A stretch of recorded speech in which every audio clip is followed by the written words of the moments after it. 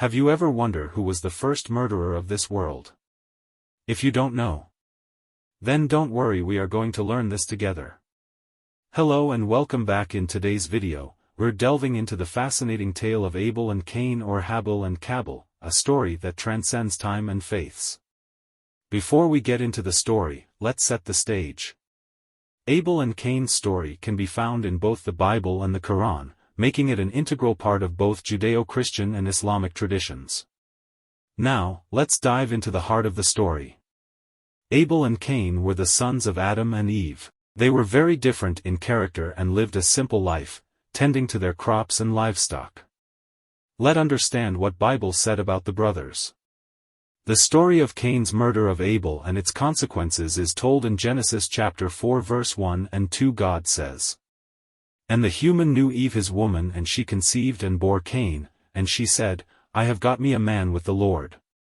And she bore as well his brother Abel, and Abel became a herder of sheep while Cain was a tiller of the soil." As we know, Bible told us that Cain was herder of sheep and Abel was farmer, according to Genesis chapter 4 verse 16. Cain treacherously murdered his brother, Abel, lied about the murder to God, and as a result, was cursed and marked for life. In the Quran, Allah tells us about Abel and Cain at several places. Let's see one of them in chapter 5 verse 27. Allah says, "And recite to them the story of Adam's two sons, in truth, when they both offered a sacrifice to Allah, and it was accepted from one of them but was not accepted from the other. Said the latter, I will surely kill you. Said the former, indeed, Allah only accepts from the righteous, who fear him." One day, both brothers decided to offer sacrifices to God as a sign of their devotion. Abel offered his best lamb, showing true sincerity in his offering. Cain, on the other hand, offered the least of his harvest, showing little devotion.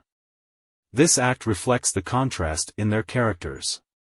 God accepted Abel's offering, demonstrating his approval of Abel's sincere and pure heart. However, God rejected Cain's offering, which left him feeling envious and consumed by anger. Cain thereupon said, "And if I were to kill thee, who is there to demand thy blood of me?" Abel replied, "God, who brought us into the world, will avenge me. He will require my blood at thine hand, if thou shouldst slay me.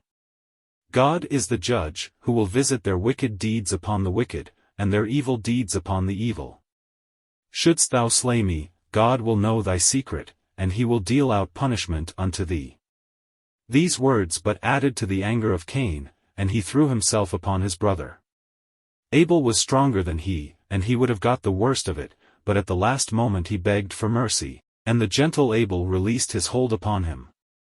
Scarcely did he feel himself free, when he turned against Abel once more, and slew him. And that's how. In a fit of jealousy, Cain attacked Abel and killed him, making him the world's first murderer. Cain vowed to leave after killing Abel, claiming, "My parents will demand account of me concerning Abel, for there is no other human being on earth." After that he questioned by God, "Where is Abel thy brother?" Cain answered, "Am I my brother's keeper?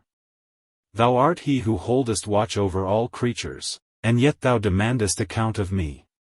True, I slew him, but thou didst create the evil inclination in me.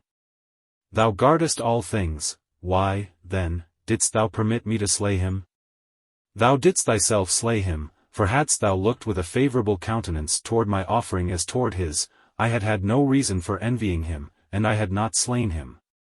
Now what Cain did with his brother's body. Cain carried his brother's body few days, and then God sent two ravens, and at that time Cain was observing them, he saw that one raven killed the other. After that raven started scratching ground and buried the other raven in it.